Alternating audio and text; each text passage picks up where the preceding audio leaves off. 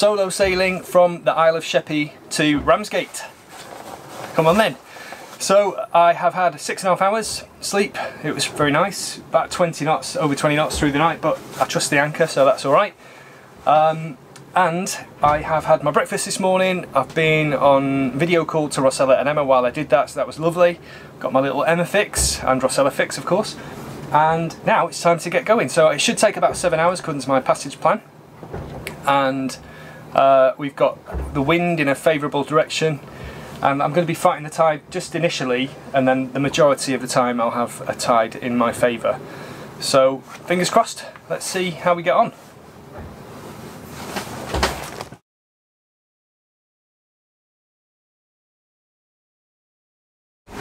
Well, that was fun, the live video. It was really nice. I love doing those, but it's obviously very difficult because I'm busy doing stuff and I'm also filming, and it's a tough thing to do. But anyway, I really enjoyed that. So we are now heading out with the Genoa. Just rigged up a preventer because we're going to be wing on wing, I believe, initially. So that'll keep me safe from any accidental driving because the wind's pretty much coming from straight behind me right now. Let's go sailing.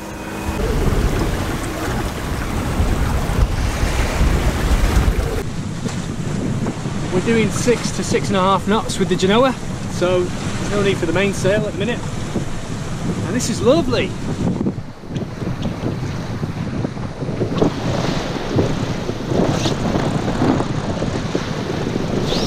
To 20 knots of apparent at the moment, apparent wind, and we've got a favourable current too.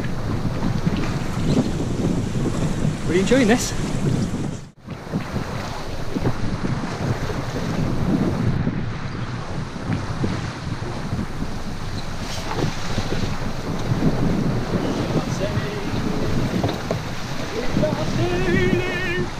La la la.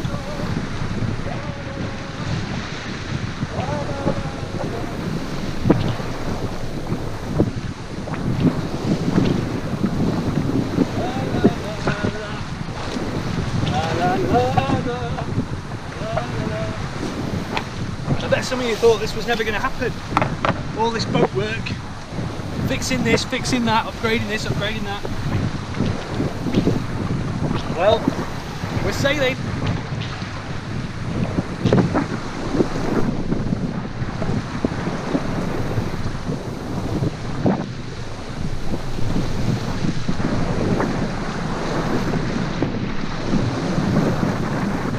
GPS speed is variable, but it's going from, there you go, 6.6, 6.4, 6.2, 5.7, 5.8, 7 knots. Pretty good.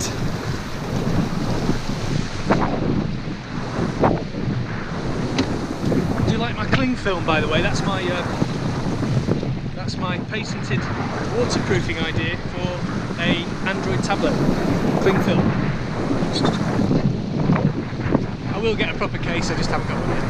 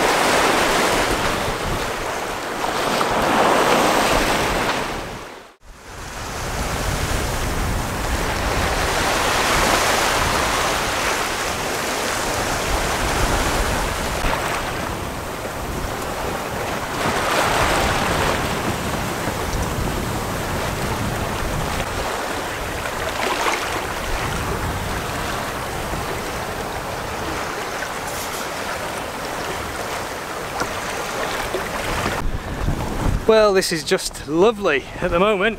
Wonderful. 17 knots, 18 knots apparent. Sailing along lovely with the Genoa. 6.6 knots over the ground. We're just coming up to a shallow here. So it's 1.5 meters, but that's at lowest astronomical tide. We've got tide on top of that, so that's not a problem. But because it shallows, it may pick the waves up a little bit. So, you know, it's something that you expect when you're sailing along. If you've got a seabed which shallows, it'll often kick up a little bit more wave action. I mean, we've got a lee from the land here, there's not much fetch. So, although the winds are picking up a bit, it's, you know, the waves aren't a problem because there's very little space for them to start building. I'm really enjoying this now. There's a wind farm over there. I've been involved in building those in the past in my ROV work, and I believe recently, for the first time ever, 50% of the UK's energy needs were met by renewables for a short period of time. You know, it's variable with the weather and everything else, but yeah, I believe they hit that milestone recently, so that's pretty nice, really.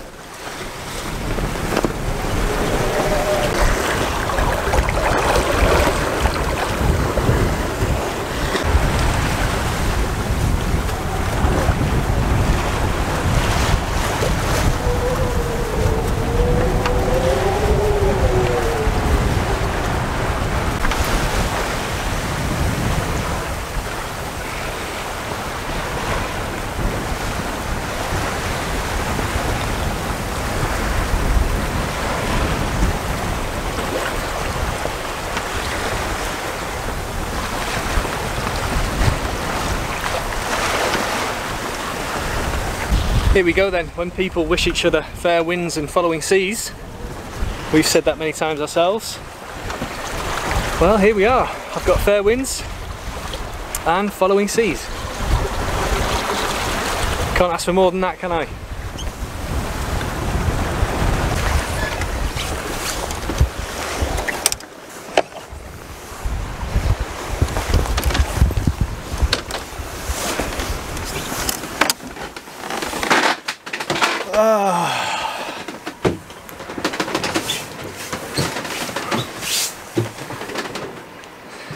We do love this little oil lamp, and we love these little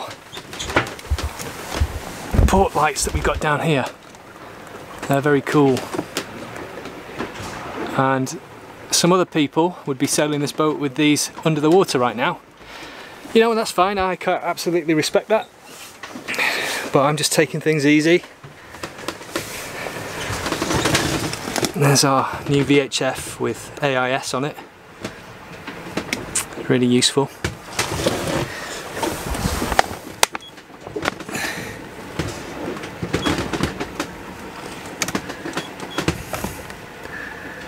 Radar. Never had that before. Yeah, so I'm really enjoying this. I'm going to go back outside now and keep an eye out for lobster pots, etc. But I just thought I'd come in the boat and just have a wee look around in here while we're underway. You can hear our sail drive singing a little bit there. The prop is freewheeling. There's a bit of a debate about that, about whether to lock it. We've got a 3-blade fixed propeller. Some people lock them because they believe that that causes less drag. Other people let them spin. Well, I'm in the camp that lets them spin.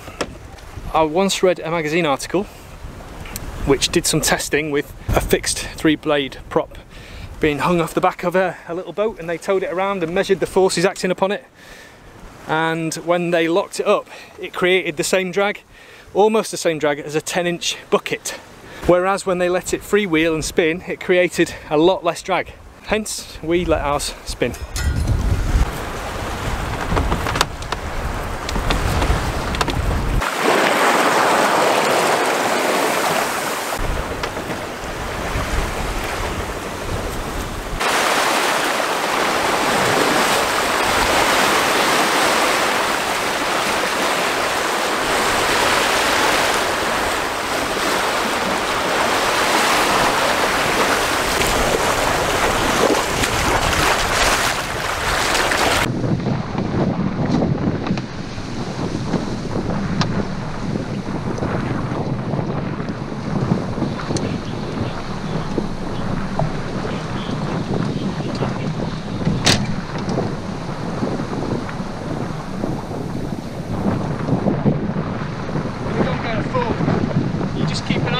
lobster pots a minute.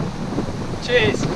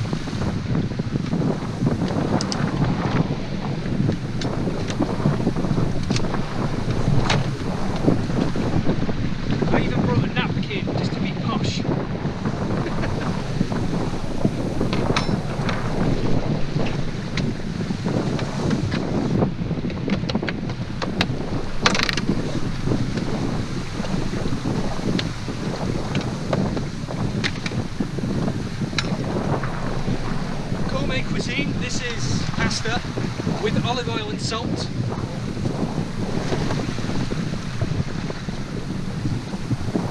Roast chicken.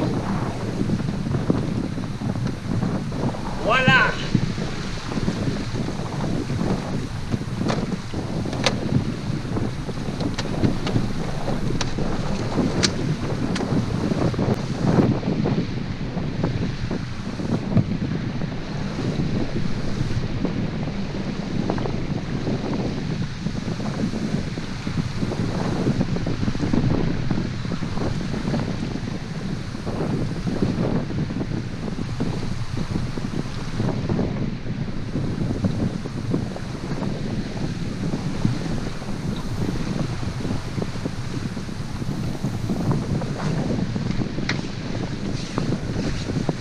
Thinking there, what a wonderful invention autopilots are. My goodness me, absolutely brilliant.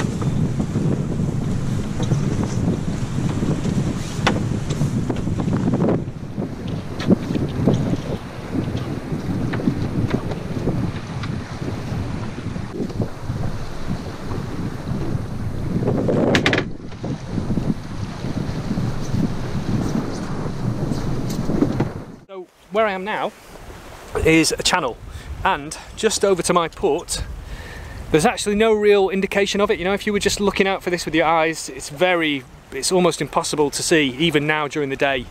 So at night you would be extremely, well, you wouldn't be able to see anything. But there is a marker there that you can just see. I think you can see that on camera. There's a marker just kind of over that way, which is marking a big sandbank. So there are sandbanks over here, and I believe it's hard sand, so you don't really want to be hitting that with your keel. and they also move around. So this is a challenging place to sail. You've got to keep your wits about you.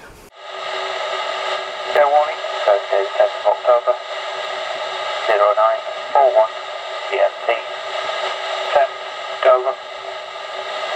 Southwesterly, gale force 8, expected 2, increasing severe gale force 9, later.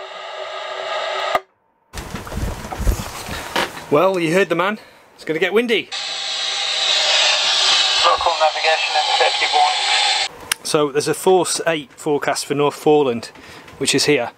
I'm currently here, and I'm working my way around to Ramsgate, which is here. So yeah, it's time to hide from that weather, I think.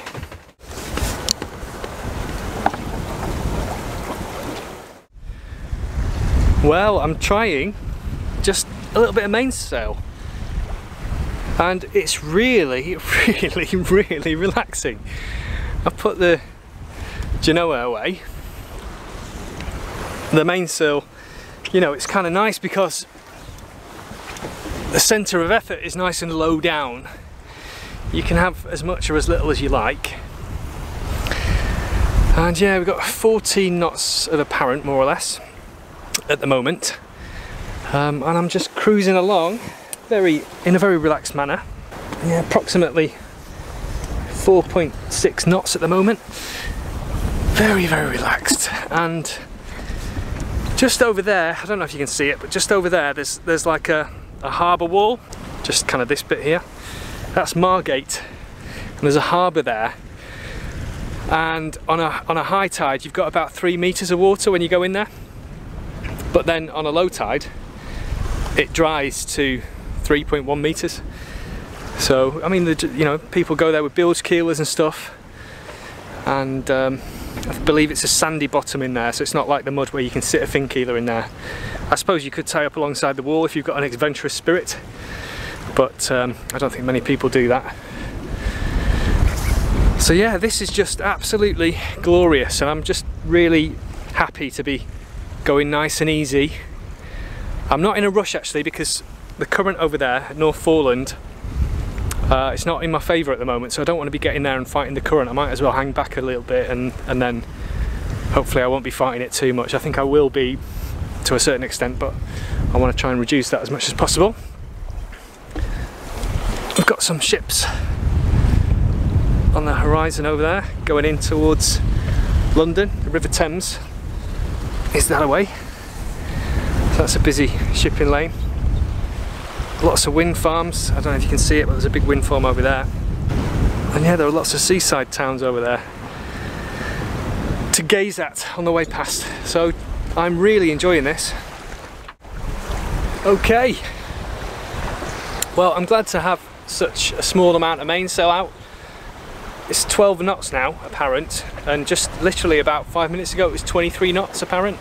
So they're very fluky winds at the minute. I believe when I turn this corner I might start getting a little bit battered, but I'll wait and see what happens there. But for now I'm enjoying this peace and quiet, and it's really nice just to have a look, you know, watch the land going past. Again, there's another hazard here. There's a marker over there. There's a kind of protuberance, what do you call it, that comes out subsea, and yeah, that's the marker, so I'm going to stay on the outside of that. Yeah, oh, this is great guys, really great. I'm loving it.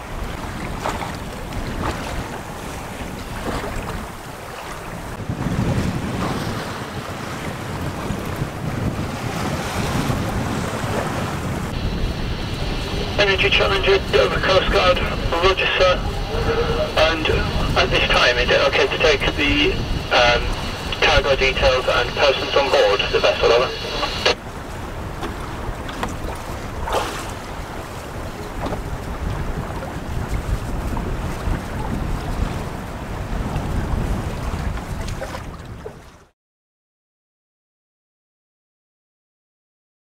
Now I've no idea what I'm going to be doing when I get there. I don't know how I'm going to be mooring, I don't know where I'm going until I get there. So I'm going to have to kind of revise the plan at the end, in the last few minutes. But for now I'm going to prepare myself a bow fender, get that on there, and then it just gives me one more option when I arrive.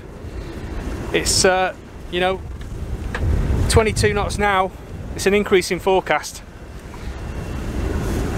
There's a little bit of trepidation about this mooring, you know, I'm being honest with you, but let's see how things go.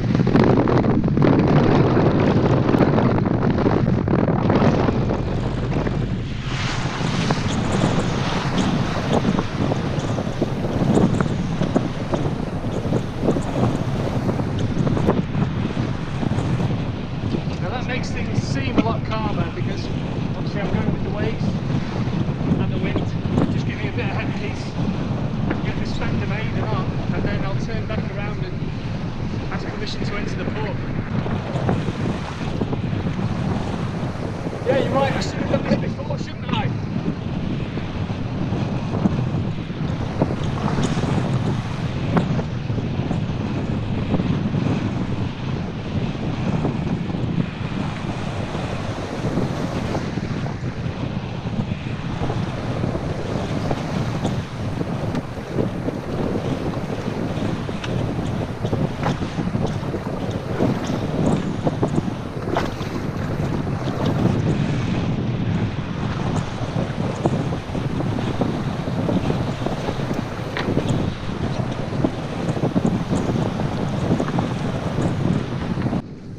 Okay, then I've prepared some plastic bags for electronics. I'm going to turn around. I think we're going to get wet, so I don't know how much I can get with a big camera, if anything. I'll do what I can for you.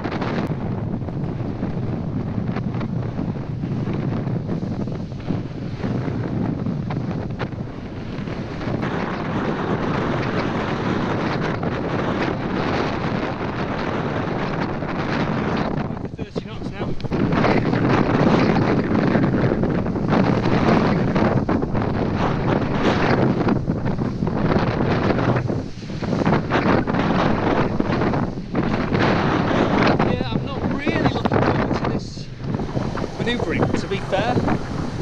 Let's see how it goes, eh?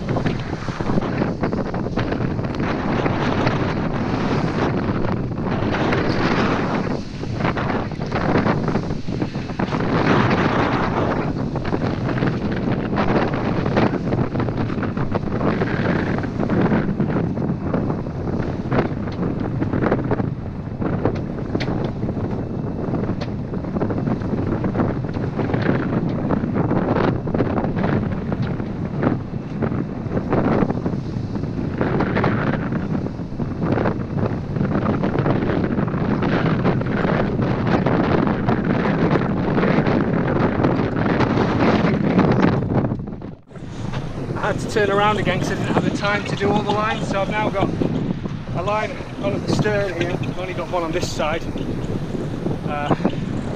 Hopefully that's not a mistake. I guess it won't take too long to switch it over if I need to. I've got one on the bow, same again. I've got one on each side midships in the midship cleats. So let's see if we can get the boat moored.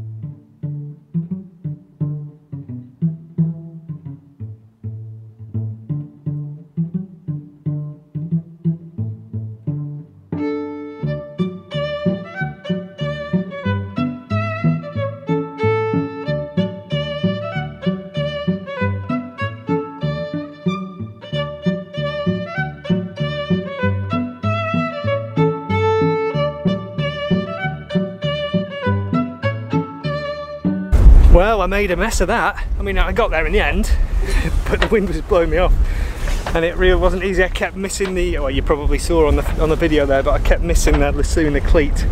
What I should have done was prepared one of those magic sticks, you know, that you can put a loop over a cleat, prior preparation and all that, you know. Anyway, we are here. There may be a scratch on the gel coat on the side of the boat there because I hit, the fenders were too high for this really very wicked pontoon, so I hit it, but it's alright, I can do gel coat repairs, so it's not the end of the world. Anyway, they've just given me the option I can move further down if I like, and it'll be a bit more sheltered. I mean, in retrospect, why didn't I just ask them if I could go on the west side of the west breakwater, which is the other side? I would have just gone in there and been blown on with the wind. That would have been the job done. But then again, I'd have scratched the other side of the boat probably even harder. So there we are, you know. We live to fight another day. So I'm going to mull over now if I'm going to move a bit further down that way or just stay here. I'm not too sure. If I do move down there, I think I'll just do it with lines because that's easy. Oh, I'm looking forward to sitting down and chilling out. That was quite exciting.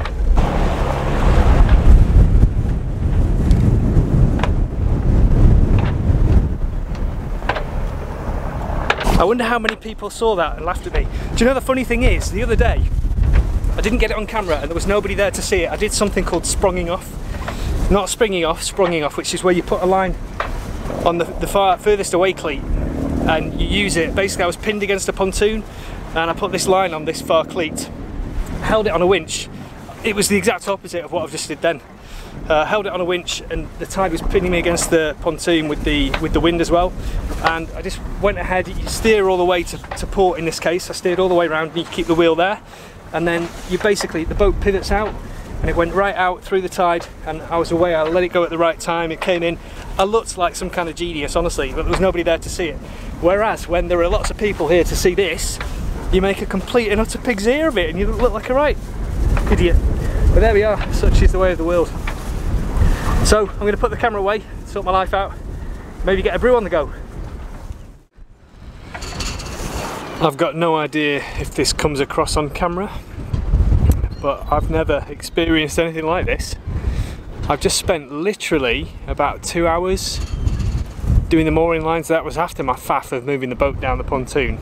After I'd done that, just putting the mooring lines on took forever because the boat was bouncing around all over the place. This is actually really good now. It's calmed down, you know, the movement of the boat has really calmed down. Now, oh flipping heck, look, this guy's fender's come up as well. Don't know if you can see that, it's pitch black, but there's a fender there for this survey vessel that's on the deck. I'll try and stick it back in after I finish this video if I can. So I'll walk you down the boat and show you the mooring lines, and if anybody would like to name these in a comment, that'd be great. So there's this one here. 1, 2,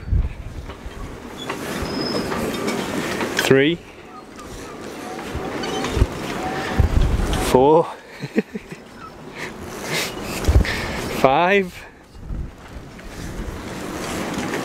comes to here, 6, 7. I've got 7 mooring lines on there, and that really has improved from how it was earlier on. But there's a huge storm surge coming in from the sea outside the port. You can see the pontoon, well, I can see them, I don't know if you can see them. The pontoons here are bouncing up and down. So there we are, it's going to be a bumpy night.